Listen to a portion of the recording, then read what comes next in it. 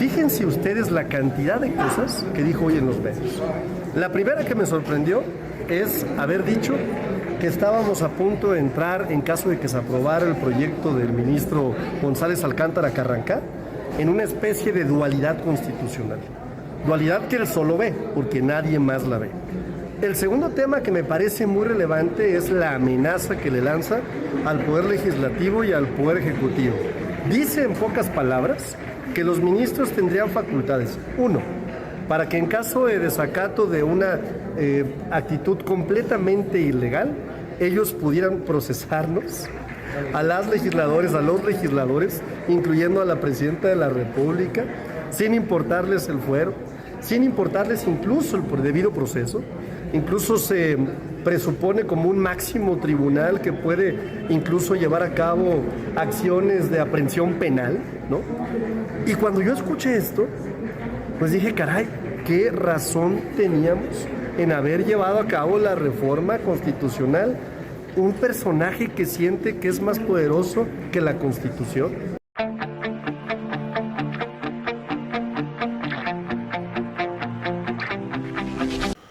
Vamos a ir a la información de último momento porque hoy la oposición, los mismos ministros, los jueces, están pintando un escenario catastrófico, que se viene un caos constitucional.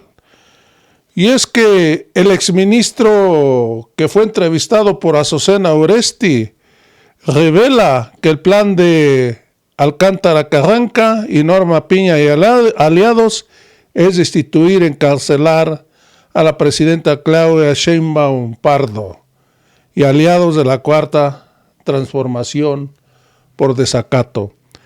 Eso creo que el pueblo de México no lo va a permitir. Estos señores se merecen un juicio político. Amigos y amigas, vamos a ir a varios videos. Vamos a ir, ¿qué opina los aliados de Claudia Sheinbaum? Amigos, vamos a empezar por este video, donde es entrevistado el exministro Cosío. Podría suceder, que es lo que usted está planteando con toda razón, que los diputados, los senadores, la presidenta de la República dijera, nosotros no hacemos caso de eso. Lo voy a poner en un sentido metafórico, habría dos constituciones. La constitución que los diputados senadores consideran que está vigente porque fue publicada en el Diario Oficial el 15 de septiembre, y la constitución que los ministros considerarían, y las ministras, que está vigente porque es la que resultó de la sentencia. Ahí puede venir una escalada peligrosísima, de verdad peligrosísima, y ojalá la racionalidad se imponga. ¿Por qué? Porque en caso de que se diera esta situación, los ministros podrían considerar que hay un desacato por parte de los diputados, los senadores y algunas otras autoridades, y los ministros, con base en la fracción 16 del artículo 107 de la Constitución y sus aplicaciones al 105, podrían considerar que hay que remover, hay que destituir y someter a proceso a quienes no acaten su sentencia. ¿En este caso el Ejecutivo y el Legislativo? En este caso el Ejecutivo y el Legislativo. ¿Y qué pasaría? Bueno, sabemos que tienen las mayorías y tendría que pasar con un proceso de desafuero. No pasa. Bueno, no pasa. Eso no pasaría por el desafuero, porque es una decisión que históricamente la Suprema Corte considera que eso no tiene que pasar por Cámara, ni tampoco tiene que pasar por la Fiscalía. Es el único caso donde se rompe lo que se llama el monopolio del ejercicio de la acción penal, de forma tal que los ministros de la Suprema Corte pueden consignar directamente ante el juez de distrito a las personas que consideren que están en rebeldía al cumplimiento de la sentencia, para que el juez ya nada más les aplique la pena, porque la Corte es el órgano que ha determinado que se ha producido un delito contra la administración de justicia. ¿Qué cosa, doctor? Terrible. Del otro lado, voy a decirlo así, ¿qué solución? No es que esté bien o mal, simplemente la que tiene, pues seguramente los diputados senadores podrían responder, que ya lo han anunciado también, abriendo un juicio político. Como recordamos, en el juicio político la Cámara de Diputados se constituye en órgano de acusación, la Cámara de Senadores en órgano de sentencia, y lo que se produce es la destitución de estas personas y su inhabilitación. Entonces, realmente lo que estamos viendo es una escalada. Cada una de las dos partes está, déjeme decirlo así, doblando sus apuestas, lo cual es peligrosísimo. Se está empezando a utilizar un lenguaje bélico: vamos a destruirlos, vamos a ganarles. Ayer una metáfora de algún senador que ellos eran un tráiler y que la Suprema Corte era un Volkswagen. Es decir, creo que es muy peligroso que ambas partes estén pensando que en sacar la reforma o en detener la reforma constituye un triunfo, porque me parece que estamos jugando esto que se denomina juegos de suma cero, donde el vencedor piensa que se va a llevar todo, el derrotado nada, y los que estamos en medio somos todos los ciudadanos. Fíjese, Sí, quisiera ir, ministro, porque hemos escuchado los ciudadanos mucho decir crisis constitucional. Bueno, en la práctica, ¿qué significa esto? Es decir, ¿qué va a pasar, digamos, el miércoles que la Suprema Corte falle, los poderes no acaten? ¿Qué va a pasar? ¿Qué es en los hechos una crisis constitucional? Mire, es, digamos, un desencuentro tan grande entre los poderes de un Estado, en donde no existe un mecanismo de resolución de ese conflicto. Yo así lo definiría. Porque si las dos partes se ponen en sus cuatro, unos consideran que no tienen por qué acatar una reforma, sobre todo del lado del Congreso, no haya un mecanismo jurídico, porque ya se agotó el mecanismo jurídico, que es la controversia constitucional, la acción de inconstitucionalidad, en este sentido. Entonces es un punto en donde no hay nadie, déjeme que lo diga así, que dirima el conflicto que se está generando entre los dos poderes. Desde mi punto de vista y en razón. Pues ya escuchamos, amigos y amigas, como lo dijo el senador Fernández Noroña, hoy se van a encontrar dos vehículos, un tráiler y un bochito, así lo dijo, y que el bocho es el Poder Ejecutivo y el Poder Legislativo, y que tengan la seguridad que ellos no se van a hacer a un lado, el Poder Ejecutivo y Legislativo, porque ellos traen el tráiler y la Suprema Corte un bochito.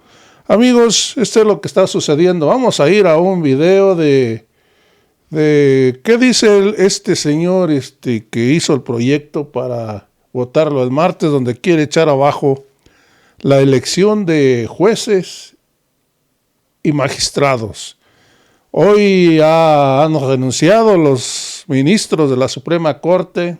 7 de los 8 ministros ya presentaron su renuncia, por lo cual ellos están esperando que con su renuncia les den toda su pensión vitalicia, sus asesores, sus empleados, sus carros blindados, sus teléfonos, sus privilegios.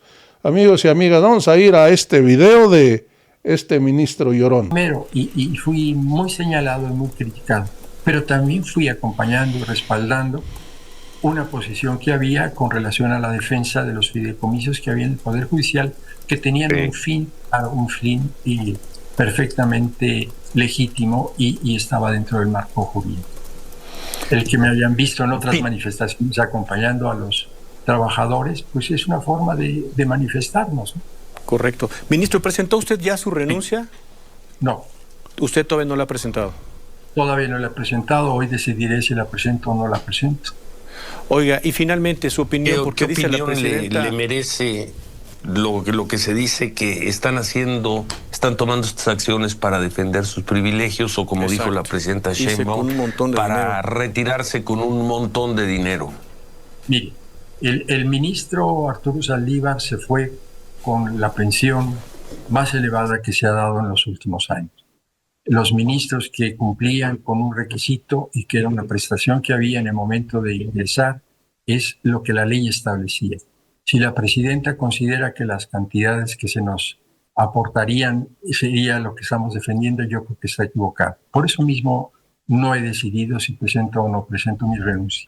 Hay una campaña en términos generales, y la ha habido durante los últimos 5 o 6 años, en donde se señala a todos los ministros que incluían a los anteriores, a los que se han ido, que los incluía con ciertas prestaciones, nada comparado con lo que recibe el director del Banco de México, de Nacional Financiera, del Banco Banobras y una serie de entidades de este país. Nada comparado con lo que nos cuesta mantener a Palacio Nacional para que viva una sola persona. Nada comparado con las prestaciones que tienen los funcionarios, los altos funcionarios. Pues sí. Cuando se elevan los salarios de los funcionarios, pues es lo que se les paga por la prestación y la dedicación. Y una de las finalidades que había, y lo insistimos siempre, es una prestación de conocer. Buscar el retiro. Pues sí, muchas gracias. Muchas gracias, ministro. Pues ya escuchamos al ministro que dice que gana muy poquito, que gana más la presidenta de México.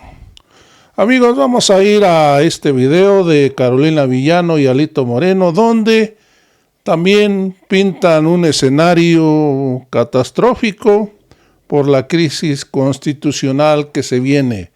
Hasta le hacen un llamado a la presidenta de México. Hoy los señores se sienten que son los conciliadores. Que no se nos olvide el pasado de estos señores que destruyeron al país, vendieron todo, el salario lo rebajaron de 1,000 pesos a 250 porque perdió el 75% el salario. Amigos, que no se nos olvide eso, de su poder adquisitivo. Hoy estos señores quieren venir a cuentearnos. Hoy dicen que son los pacificadores, le hacen un llamado a la presidenta de México. Que no se nos olvide que estos han sido cómplices de los ministros. Hoy dicen que son unas blancas palomitas, que no se nos olvide cómo descongelaron una cuenta a la esposa de García Luna de $700 millones, al señor Palomino también, a Rosario Robles la soltaron, a Murillo Karam, han soltado a delincuentes narcos, amigos, y no creo que haya sido gratis. Vamos a escuchar este video de Carolina Villano. Usted ha señalado que la presidenta ha dicho abiertamente que no va a acatar y tampoco va a atacar, porque sus asesores deberían de decirle que cuando no se acata una resolución, se ataca por las vías legales.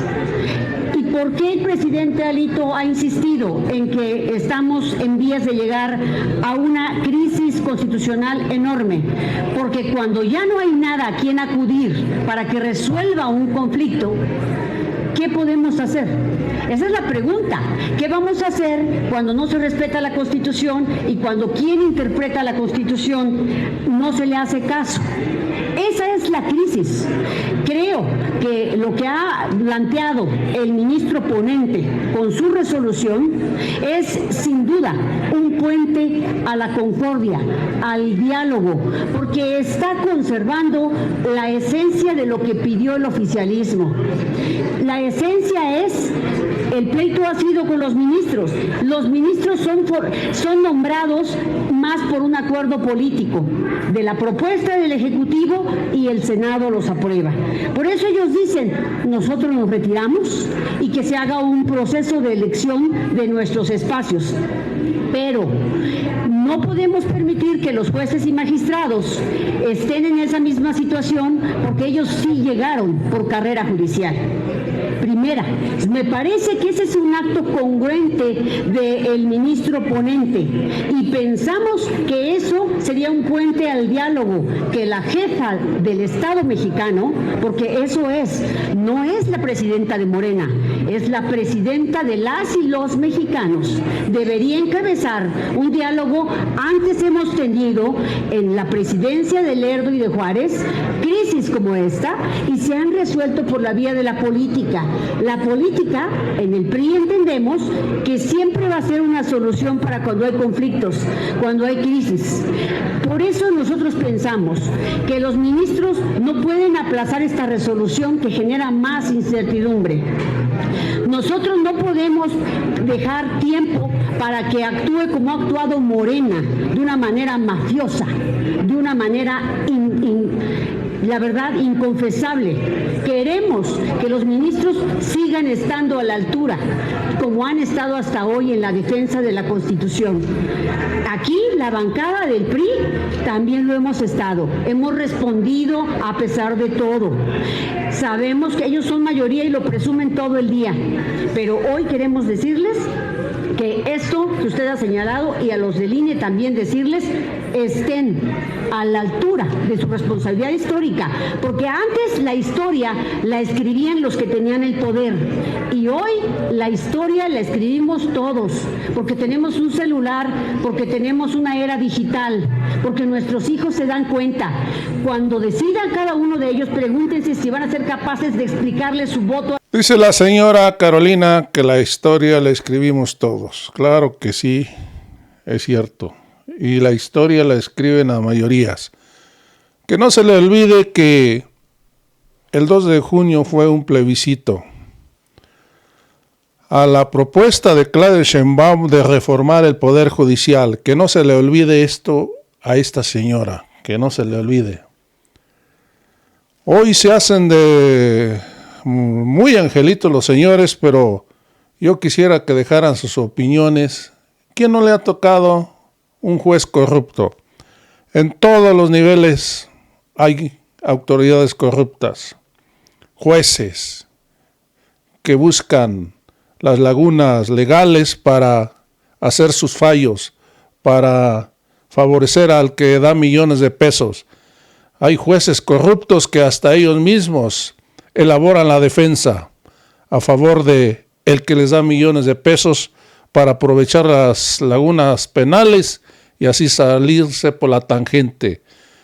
Que no se le olvide a Carolina Villano que el 2 de junio el pueblo de México dijo que quiere una reforma al Poder Judicial, que quede claro, amigos y amigas, y claro que la historia nos va a juzgar, y ya está juzgando a estos ministros y a estos traidores como los que estamos viendo aquí en la pantalla. Amigos, vamos a ir a un video del diputado Arturo Ávila del partido Morena, un constitucionalista donde opina igualmente. Vamos a ir a ese video. Unas declaraciones hoy, una especie de recorrido por los medios de comunicación, claro, con intereses muy claros, que confirman por qué es necesaria la reforma judicial y las reformas constitucionales a los artículos que hoy justamente estamos aprobando. Fíjense ustedes la cantidad de cosas que dijo hoy en los medios. La primera que me sorprendió es haber dicho que estábamos a punto de entrar, en caso de que se aprobara el proyecto del ministro González Alcántara Carrancá, en una especie de dualidad constitucional. Dualidad que él solo ve, porque nadie más la ve. El segundo tema que me parece muy relevante es la amenaza que le lanza al Poder Legislativo y al Poder Ejecutivo. Dice en pocas palabras que los ministros tendrían facultades. Uno, para que en caso de desacato de una actitud completamente ilegal, ellos pudieran procesarnos a las legisladoras, a los legisladores, incluyendo a la Presidenta de la República, sin importarles el fuero, sin importarles incluso el debido proceso. Incluso se presupone como un máximo tribunal que puede incluso llevar a cabo acciones de aprehensión penal, ¿no? Y cuando yo escuché esto, pues dije, caray, ¿qué razón teníamos en haber llevado a cabo la reforma constitucional? Un personaje que siente que es más poderoso que la Constitución, un personaje que siente que es más poderoso que la voluntad del pueblo.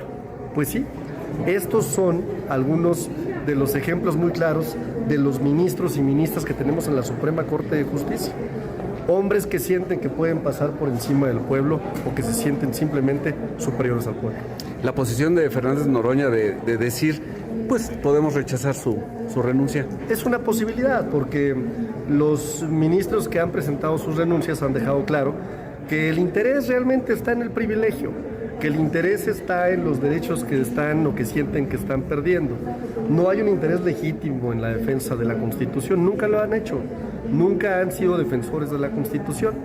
Y en esa lógica, pues también el Senado tiene la facultad para decir si acepta o no la renuncia. Y me parece que no debería de aceptarse la renuncia. Hace unos minutos aceptaron las 8 renuncias, digo, el escrito nada más, pero no han decidido todavía. Es un proceso de oficialidad de partes, se recibe, ¿no? Y tendrá ya que la Junta de Coordinación Política, ¿no? Y el conducto legislativo pertinente tomar la determinación si se aceptan o no. Reitero, me parece que en ese ánimo, ¿no? Pues habría que valorar bien si se acepta o no, porque pues, es un dineral, ¿no? Estos personajes ganaban al año más o menos $500,000. Estamos hablando de casi 10 millones de pesos. Eso sin contemplar los choferes, los privilegios, las casas que les pagan, los vehículos blindados a los que tienen acceso, los sistemas de educación y claro, un sistema en donde toda la familia trabajaba para ellos. No solamente es el tema de las ministras y los ministros. Como ustedes saben, hay datos reales y duros de que 4 de cada 10 personas que trabajan en el Poder Judicial son familiares o de un juez o de una jueza, de una magistrada, de un magistrado o de un ministro o de una ministra. Entonces, pues sí están perdiendo, claramente están perdiendo, ¿no? Pero está ganando el pueblo de México. Muy bien. Muchas gracias. Gracias. Pues ya escuchamos al diputado Arturo Ávila. Hoy los jueces traen el argumento que ha caído en desacato el Poder Judicial, la Cámara de Diputados, el Senado de México, la Presidenta de México, por sentencias, por suspensiones ignorantes que están fuera de la Constitución. Es como si yo voy a ver una jueza y me da ¿qué podríamos decir? Me da un poder o algo que diga que ya soy dueño del castillo de Chapultepec. No porque ella lo haya dicho, ya va a ser mío. Amigos y amigas, así están hoy estos jueces ignorantes, diciendo puras tonterías, haciendo resoluciones muy tontas, amigos, y todo por el cochinote dinero. Esa es la única causa. Amigos, con esto me despido y nos vemos en el próximo video.